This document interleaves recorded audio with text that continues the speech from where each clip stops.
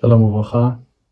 To my great and happy understanding, I see that there are huge battles of negative forces against the beautiful powers of light.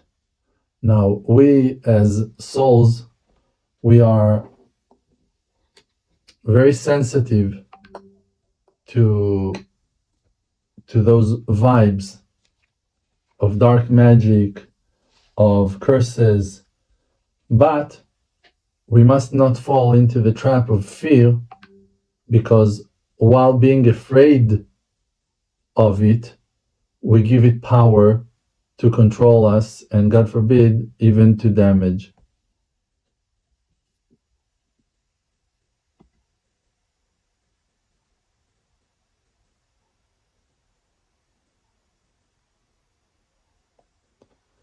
When we are facing challenges in life and we see that there are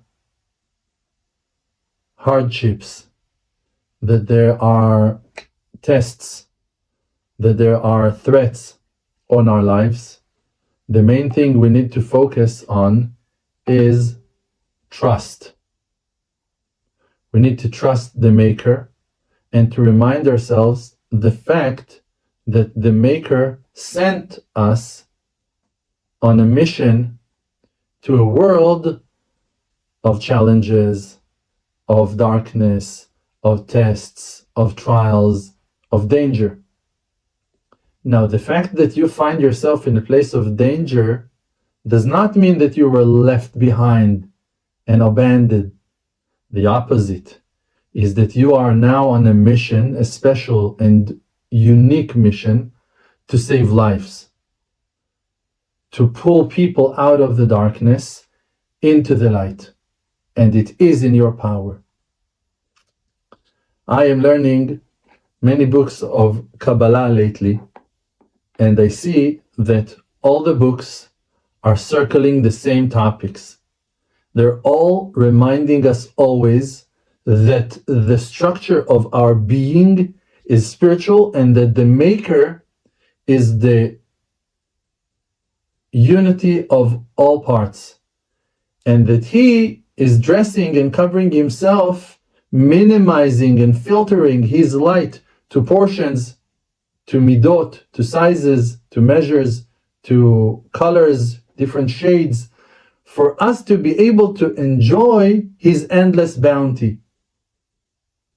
Now, it's not that He is hidden so much that we cannot see Him.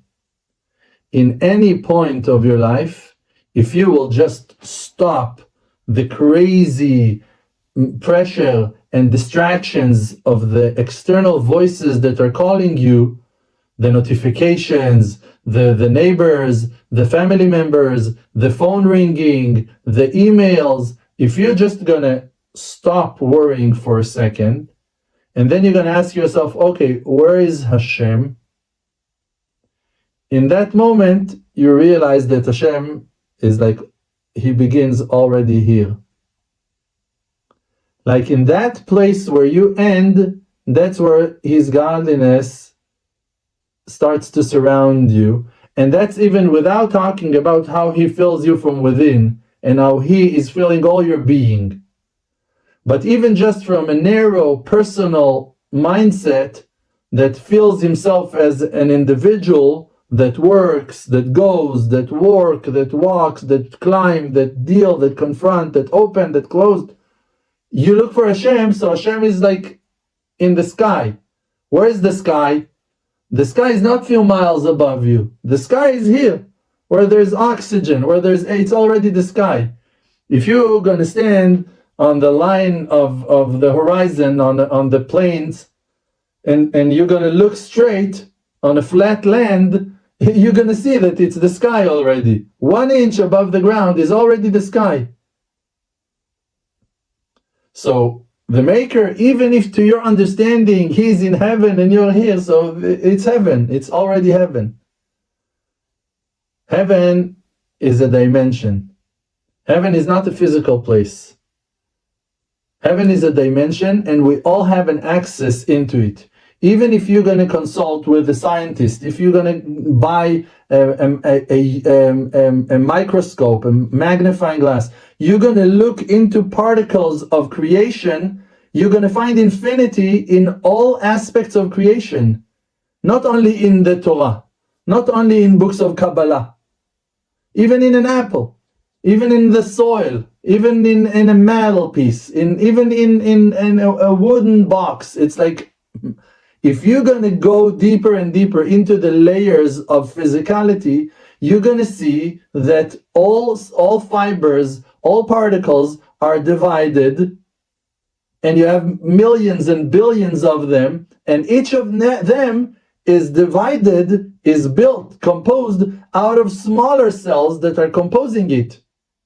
And if you're going to say, okay, now I'm going deeper to the next layer, to the deeper one, you're going to see that it's built exactly in the same structure. It's particles that are joined together to be that layer.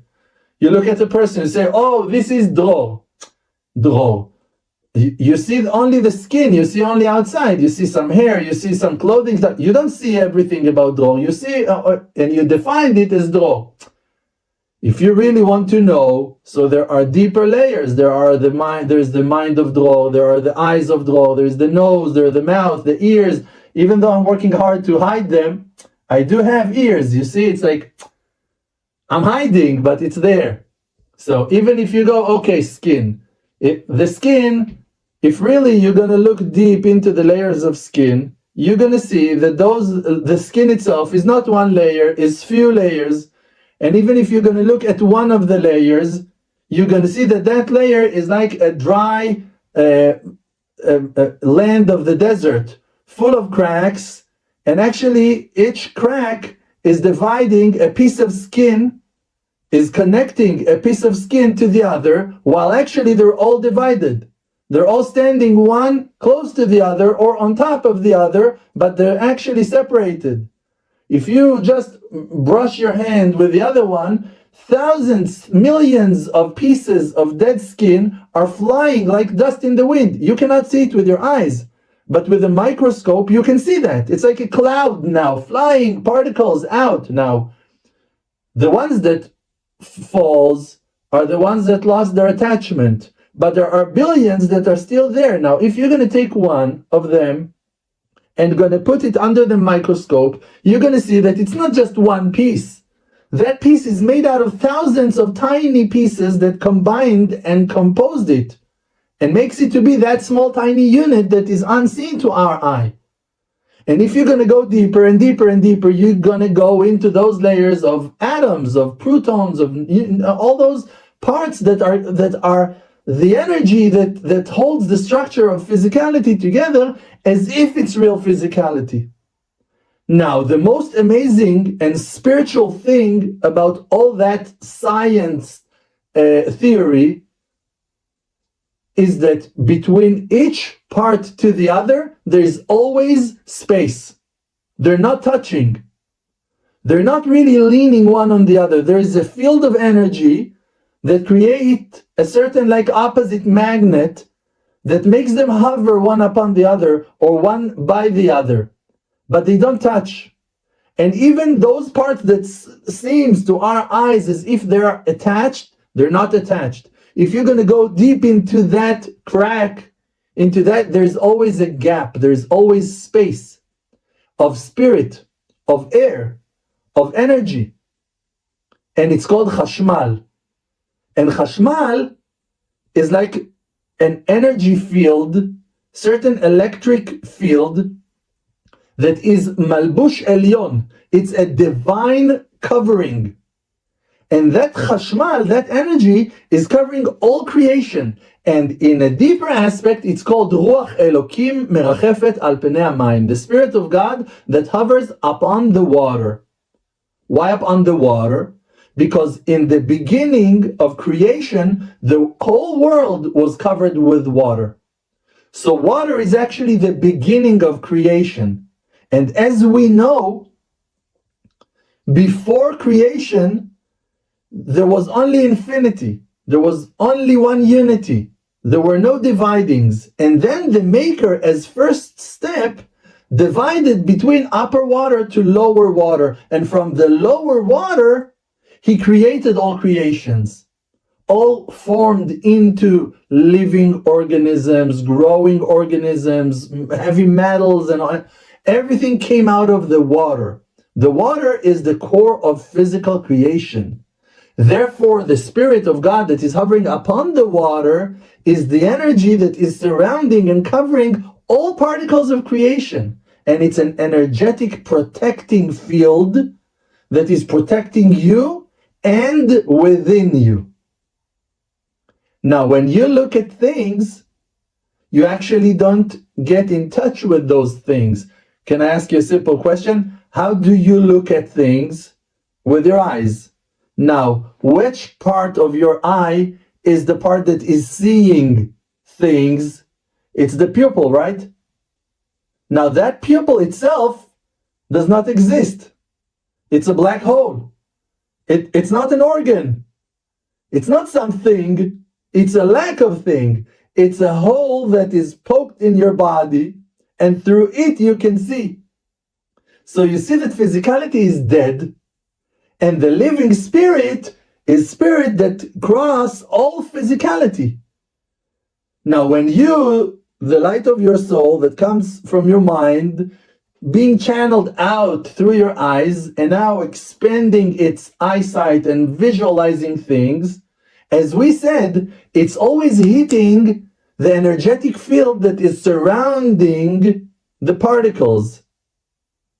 Now, as we said before, you can never reach the particle itself, because always when you go into a deeper layer, you find yourself in between parts. And you're always inside the energetic field. And then you go deeper, it's only getting larger. But it's actually exactly the same. You are unable to access physicality because the reflection of physicality, the things that being seen to your eyes, are all going through that skin of energy that is surrounding them all. Now the question is, in the end, will you find the particle of physicality or you won't? The answer is you won't. Because there is no one but Hashem. So actually we are talking about a huge net of infinity that allows you to access it in layers. And that's the whole thing. It's to take one day at a time. It's to make one step at a time. It's to investigate one layer at a time. And also about wisdom. First of all, you need to learn the verses and to understand the language and to get the meaning of things. And then you can start thinking about ideas, and you can start thinking about morals and deeper understanding. Step by step. If a person now wants to connect the Maker, you know what? I'm going to learn Kabbalah. That is not the way. The only thing that it might cause you is to be electrified, because you're touching high voltage of energy. You're just damaging yourself. And there is a prohibition on that says, "Bamufla mimcha al tidrosh," in things that are wonder for you, that they are like unexplained. Don't investigate. Don't check. No, not because Hashem wants to limit your curiosity. Just because it's better for you now sit here and dream about things that you cannot achieve. Oh, I want to be a billionaire. Oh, I want to eat that fish that come out of the ocean once in a decade. Like, can't you be happy with salmon fish, with tuna? Like, you need to go to fetch that dying species to eat that kind that does not see the light of this. Like, why are you so nuts? Why are you so crazy? Why? Oh, I want to learn the wisdom. Oh, so you need to start your wisdom learning, your growth process in Kabbalistic, holy, godly, precious, and gentle, high voltage of information. Like, you must start learning science from space. Movements of the stars. Like, that's where you begin. First of all, you need to check yourself. Am I stable? Like, am I all right? Are my eating habits normal? Like, am I sleeping enough? Like, am I good? Or that I'm full of warning signs from each direction that I'm losing and freaking out? Like, where am I holding now to speed up, pushing your gas pedal as if you're a combat jet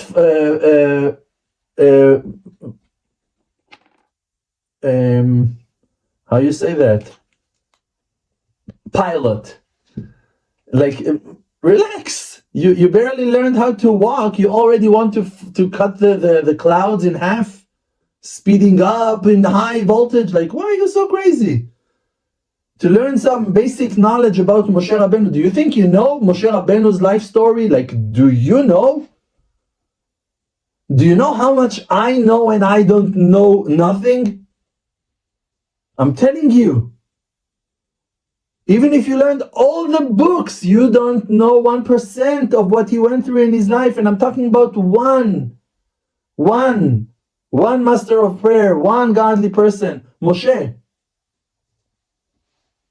I'm mentioning that detail, and the ones that heard it from me, they know it, and they're upset about it, and they don't know what to do with it.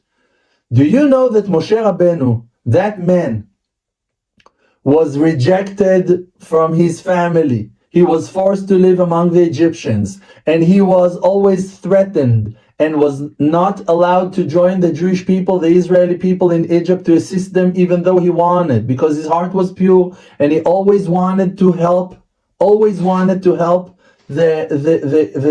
his brothers, his siblings, but he was forced not to. And then when one day he stood and fought an officer and buried him in the sand and killed him, people started talking Lashon Hara, bad things about him, and telling and told Pharaoh that Moshe killed an officer and that Moshe is a traitor to the Egyptian nation. And he was like, there was a verdict for him to be executed. And then he had to run away from Egypt, and he ran to the desert alone, barefoot, running to the desert, disappearing between the mountains of the desert.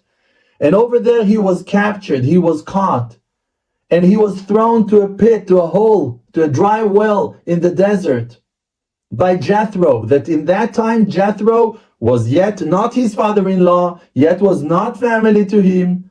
In that time Jethro was one of the advisors of Pharaoh. And because that he was scared that Pharaoh will suspect him to hide Moshe, he threw Moshe to a prison cell underground, to a dry well. And for over 10 years, Moshe was in that prison. After 10 years, that only Tzipporah, the daughter of Jethro, was coming every day, and she would bring down water and bread for Moshe to have something to eat. And every day when she came, she heard him praying. And when she left, she heard him praising Hashem. After 10 years, she came to her father. She was a little girl when Moshe came. And she was taking care of Moshe without knowing him, without ever speaking with him. She was just bringing down food and drink to him. After 10 years, she came to her father and told him, "Father, do you know that that man that you threw to the prison 10 years ago is standing there and praying until today? He didn't stop praying." Jethro was terrified. For what he was terrified? For himself.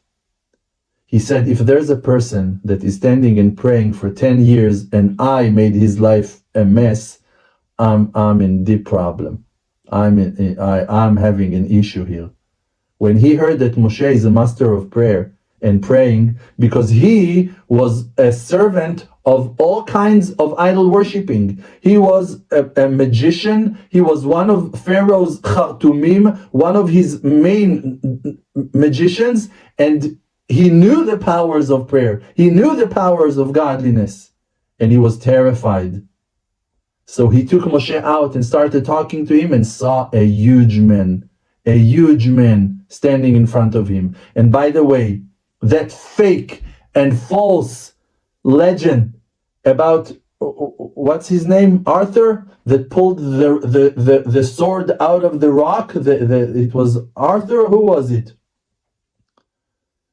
So when Christians made up that story, or I don't know based on what, I'm going to tell you that in an ancient midrash of ours, the staff of God of Avraham Avinu, that got the staff, the cane, the walking cane of Avraham, that the name of Hashem was carved on it and was given to Avraham, and from Avraham passed on to Yitzchak, and from Yitzchak to Yaakov, and then when the children of Israel entered Egypt, it was gone, it was lost, and it was stuck inside of a rock in Jethro's desert area of his home, and no one ever was able to pull it out.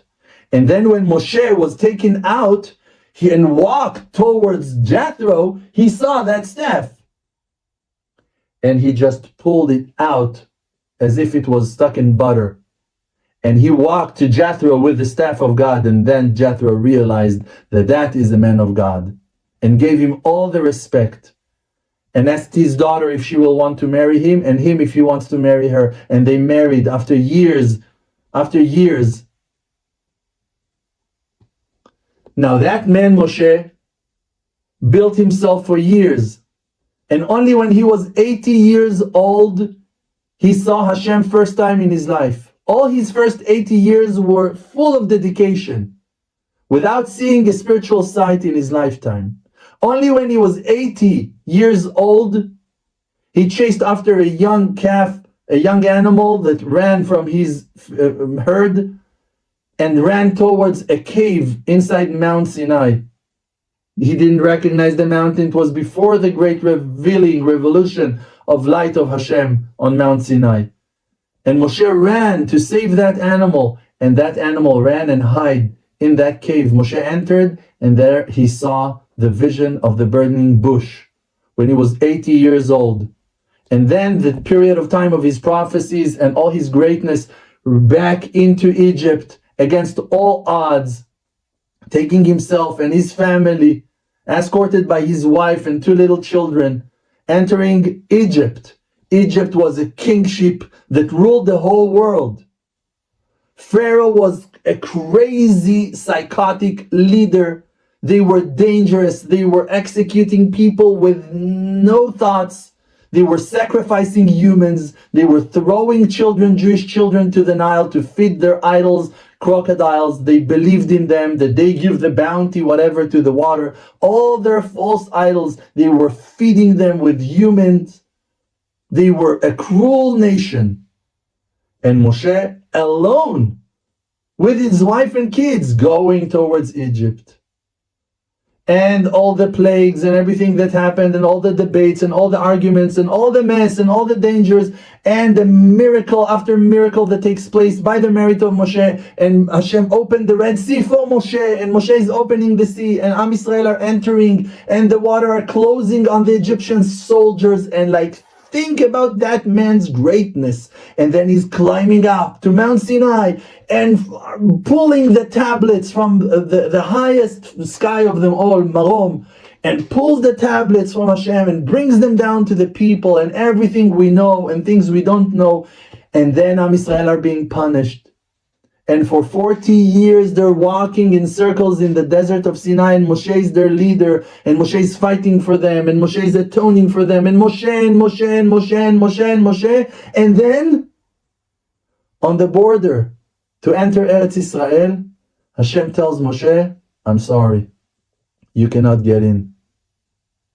And Moshe is crying, and Moshe is begging, 515 prayers begging to Hashem, help me to enter, I want to enter, let me enter, until Hashem said, enough. Be quiet now, because it's a decree and you're not entering. And then Moshe stopped. And Moshe was buried in the valley, in a place that is unknown even to Moshe himself. No one knows where he was buried. Where he is buried, no one knows. There is a midrash that is saying that angels took Moshe and Tzipporah's bodies after they both passed away, died, and took them and buried them in Ma'arat HaMachpelah, in the cave of Abraham and Sarah that are buried, that Adam Rishon and Chava and Yitzchak and Rivka, and Yaakov and Leah. So also the Midrash is saying that Moshe and Tzipora are buried there. But angels took them and buried them only after they died. They died in the desert. He died in the desert. Now his wife Tzipora, when Moshe was in front of Hashem and he was not allowed to enter to Eretz Israel, Tzipora went back with Jethro to their camp. And she was left with their children in Jethro's camp in the desert. And all Am Israel entered the Holy Land of Israel. Think about that life story and how it ends. Moshe died in the desert, his wife and kids going back to the desert, and all Am Israel are continuing to have a better life in the Holy Land of Israel, wonders with Yoshua bin Nun. Can you realize the disappointment? Can you see the sign of failure for a person, that his wife won't inherit the Holy Land, that his children won't inherit the Holy Land? And then the children of Moshe, they join the people of Israel, enter to the Holy Land while knowing that they do not have an inherit in the Holy Land, that they cannot inherit the land. And they helped Am Israel in their wars. And until today, they're assisting us without asking for no favors. And even then, after they finished helping Am Israel to conquer the land, they went to receive more knowledge with the students of all prophets that came to learn in Har Ephraim, in Kifel Chares, in Kfar Chares, where Yoshua bin Nun ended his life, chose to live. He went to that place, and the children of Moshe went over there only to hear more Torah. They didn't want no land. They didn't ask for no land. They just wanted to fight for the people of Israel, to protect them, and to learn Torah. That's what they wanted. So this is a piece of knowledge about Moshe, and I'm telling you, it's 0.0 billion zeros % of what can be taught about Moshe. It's nothing. It's like it's a lot, but it's like one hair of the beard of Moshe. It's like, what did I say? Can something cover Moshe? It's written about Moshe that when he was praying to Hashem, there is no dot in the sky that he did not shoot prayers towards. No point. There is no place you can aim and say, to that angle Moshe did not pray. No, there is no. There is no angle in the sky that you can say Moshe did not pray to that point. No, there is no.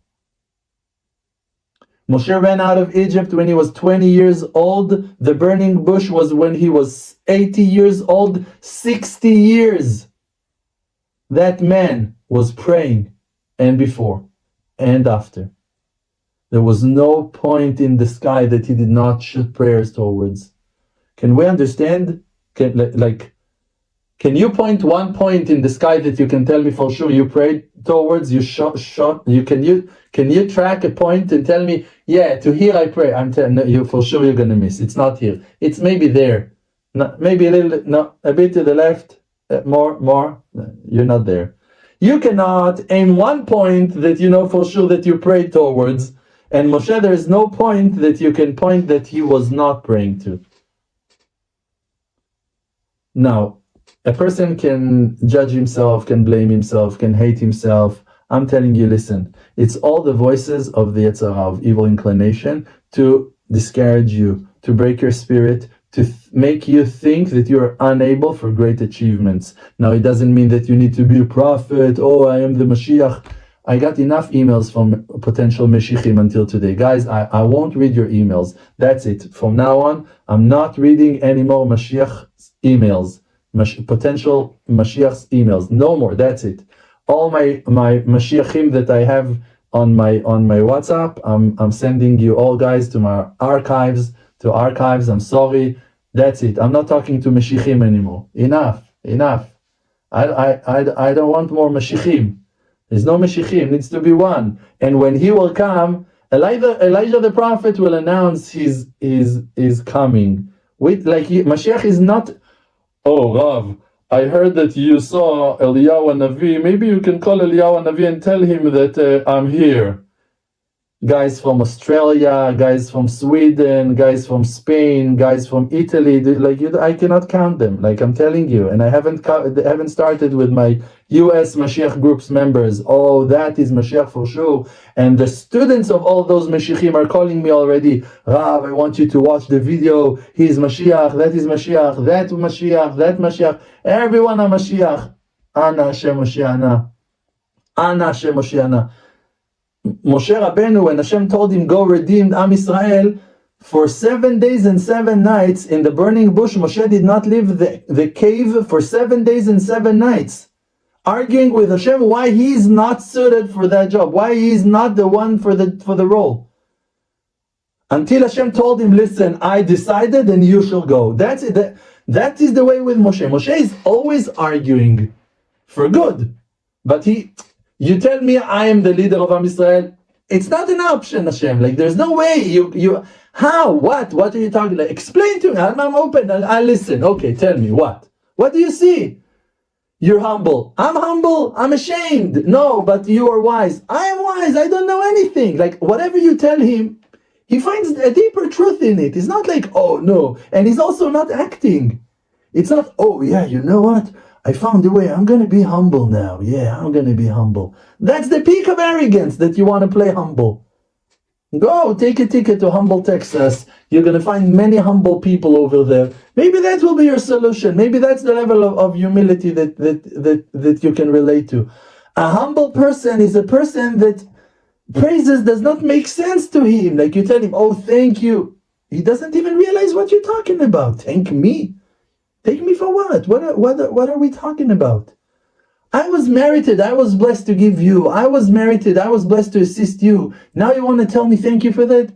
Okay, maybe you don't see Hashem. Oh, you're welcome. Whatever. We don't have time. Let's talk about other things. Let's go now. I'm making this. I'm doing that. He's always busy. I'm doing something good for Hashem.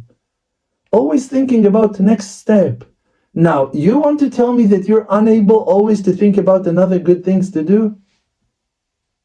Why? How come? Think, what can you do for Hashem? Always please think, what can I do for Hashem? And then go do. What? You cannot pray for Hashem to save little children that are being beaten up by their parents. You cannot pray for Hashem to feed poor people that does not have enough income to buy groceries to fill their refrigerators. Are you unable to ask from Hashem that there will be no child with torn sandals, with torn sneakers? What? You don't have 5 seconds to spare? Please, Hashem, make sure that soldiers will not die at wars. Please, Hashem, protect all the soldiers to go home safely. Please, Hashem, that there will be no terror attacks. Please, Hashem, that crazy people won't run in the streets with knives. Please, is it so hard? Instead of checking your feeds and your pages and your notifications 24/7, addicted to your crazy mobile, put it down and give 5 minutes to Hashem. To yourself, you know what? To yourself. You're going to come back to your senses. You're going to come back to yourself. You're going to become your true self while and after expressing the light of your soul. The beautiful inner positive energy of your heart. Express it in words. Please, Hashem, help us to be good. Please, Hashem, make all the riders and drivers drive safe. Please, Hashem, protect people from accidents. Please, Hashem, heal people from cancer and all other kinds of illnesses. Please, Hashem, that the governments will not abuse and destroy and try to illuminate us, hiding that they're from the Illuminati. Please, Hashem, take off the masks, bring on the truth. Please, Hashem, don't let idol worshippers control our lives, satanic worshippers rule our lives.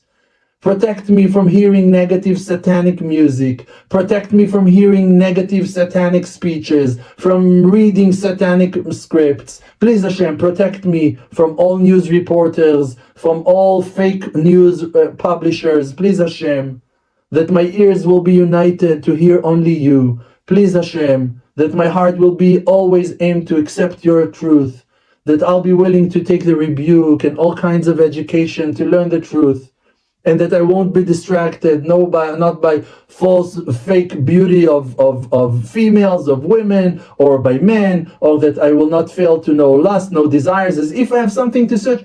What am I searching for, Hashem? Can something fill my emptiness? I have such a hole in my heart, Hashem. A woman can heal my heart, Hashem. A physical body can heal my burnt heart. Please, Hashem. That I will make more people miserable trying to heal myself. Please, Hashem, you're the only one that can heal me. Do I need to bring a healthy person and make him sick in my bed? For another person to lose his mind because of my mental illness, because of my craziness? Please, Hashem, don't let me hurt people. Help me to be a provider, to be a friend, to be a loyal servant to you, Hashem. Help me to do only good things. And if I'm losing my mind, please, Hashem, stabilize my mind, my brain. Help me to control my feelings, to be stable, to be upon it, to be controlled, that I will control my bursts of sadness, that I'll have more ability to manage my feelings, to heal my trauma. Please, Hashem. How much trauma each of us are carrying, please, Hashem.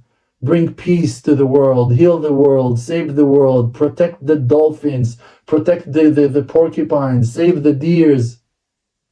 Do you want to hear some news? I'll tell you what Hashem brought to my mind yesterday. News. I'm telling you now, I'm going to reveal to you something that 100% of people never heard before. I'm telling you, that is a chidush. This is a new thing. Came only to me. I am the one. I'm telling you. Now news. Okay, are you ready? News. Yesterday night, I'm thinking. It's written, 10 things were created before creation. Before Hashem created the world, He created 10 things. For an example, the holy tablets, the sapphire stone. Some things were created before time of creation. One of the 10 is Eilo shel Yitzchak, the deer of Yitzchak. That beautiful animal, the deer, that eventually was sacrificed instead of Yitzchak on the holy mountain in Yerushalayim. Eilo shel Yitzchak. From that deer, the shofar, the horn of that deer, was taken by Hashem, and it will be the shofar that Hashem will blow for our salvation in the future to come, and Mashiach will come. There's going to be a sound of shofar, a great sound of shofar, that will be heard by the shofar, the horn of the deer of Yitzchak. So now the chidush begins.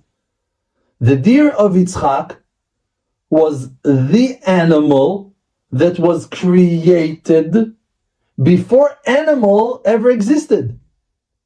It's not that he was created among other species. The lion was created as a lion, while the leopard was created as a leopard, while the giraffe was created as a giraffe. They all came together. Animals came out from the forest into the forest. Hashem made them together when He did. But the deer of Yitzchak was created before time invented, before heaven and earth was separated, before the world was starting to be built. The deer of Yitzchak was already standing, tall, powerful. Now, today this deer, he has relatives, he has friends, he has packs of deers, and there are different kinds of deers. They spread out in the world until today. They moved, and there is history for all the deers. Some of them on the snowy peaks of mountains of Switzerland. Some of them are here in the desert of Yehuda. Some of them are in Africa. Some of them are in Beijing, in China. Like different places, different deers. But all those deers are deers. Now, those deers, there are animals that are friends with them. And there are animals that are their enemies. And there are other things that are running away from them, and there are things that are blessing them. So actually, in nature, that all nature is functioning in harmony, there are relations and connections between and among all species. All kinds of animals, they have relationships. Like the deer is adjusted to run away from the lions and from the tigers and from the wolves and he's able to eat and to be fed by the certain vegetables and fruits and grass that are growing in his areas, and so on. Now, because of that fact that the deer, we now know that it was created before time, so now all the rest of animals were adjusted to him, to it. All nature is based on the deer of Yitzchak, because he was premier to creation. He was before time.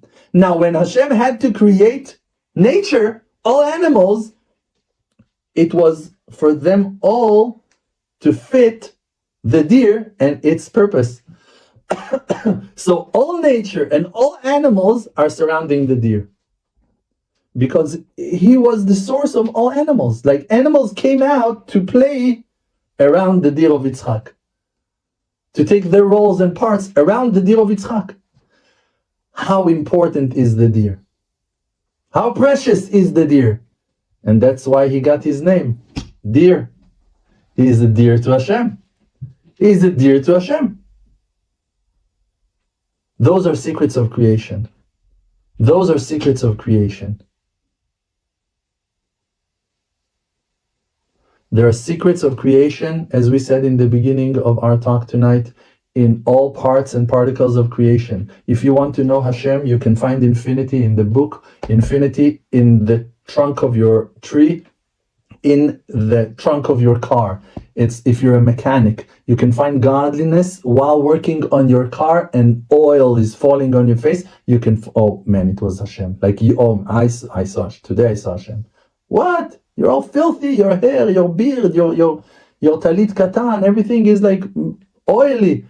No, it was the hand of Hashem. Hashem, like, today I saw Hashem. Like, you don't know. No one knows. But you can know.